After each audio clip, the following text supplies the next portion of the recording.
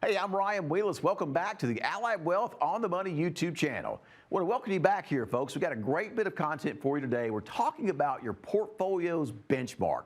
So many people think to themselves, hey, Ryan, I see the stock market going up so much and my portfolio's only going up this much. I'm paying an advisor all these fees to manage my money. What's going on?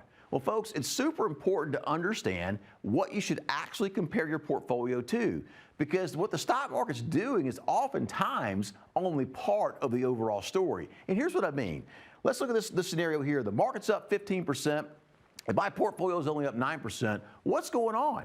Well, folks, and this is what we get to, by the way. I'm paying money to have paying fees to have money managed. You know, what's going on, right? So what we have to look at is where your portfolio sits on what we call a risk-return curve, okay? So we've got in the bottom left corner, that portfolio would have 100% bonds. And as we move up the ladder, we have less bonds and more stocks until we get all the way to the top right circle, and we see that's 100% stocks, with the bottom left circle being 100% bonds and everything in between there being a blend of stocks and bonds. All right, so if we look at the 60% bond portfolio, right there where the red arrow is, and 40% stock portfolio, my question for you is, if the market's up 15%, should that portfolio be up 15%?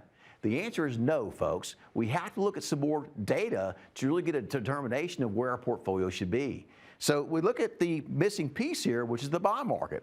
So if the bond market's up 5% and 60% of our portfolio is in bonds, we weight the average.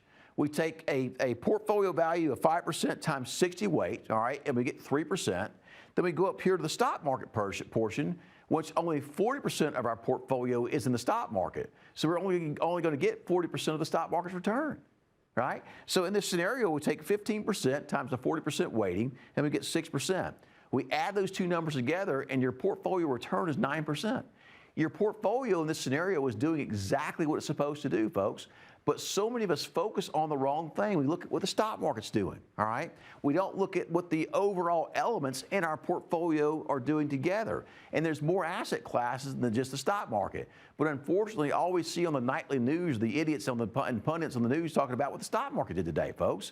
Well, it's equally important to understand what the other markets did too. How about commodities? How about real estate? How about bonds, right? How about foreign equities, emerging markets, that sort of thing. How do those things do, all right? We have to have a big picture instead of just looking at what the stock market does. And folks, you don't want to have all of your money in the stock market without any exposure to other asset classes, because you set yourself up for huge, huge risk. When the market lost 50% of its value in the 08-09 scenario, and when it lost nearly 50% in 01, 02, and 03 there, right? So we want to make sure we're diversified and we understand how we look at our overall portfolio and our benchmarks, most importantly, to know how to compare where our portfolio is, where it should be, and how it's doing against the overall benchmark, not just the stock market. This little tidbit will help you keep you from abandoning your investment plans at the absolute worst time. I'm Ryan Wheless. Thank you so much for watching the video. If you like what we're putting out, hit the like button down below and the subscribe button as well.